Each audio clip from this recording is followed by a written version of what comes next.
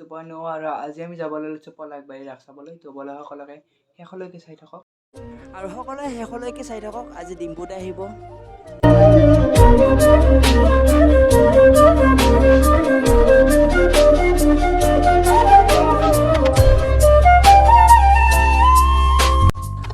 আৰু আজি মানুহৰ ভিৰ বহুত হৈছে, তথাপিও আপোনালোকক দেখুৱাবলৈ চেষ্টা কৰিম।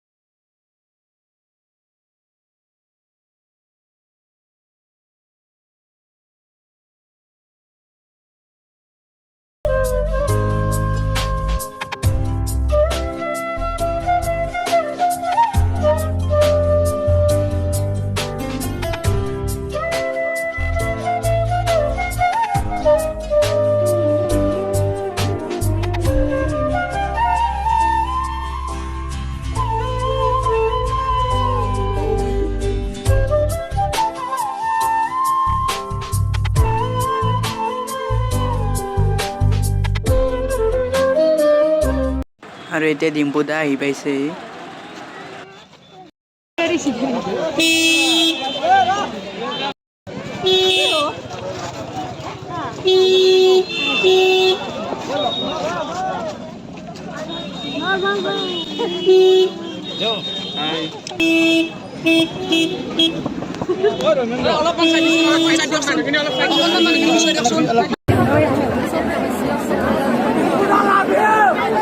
আৰু এতিয়া মই কিবা কওঁ,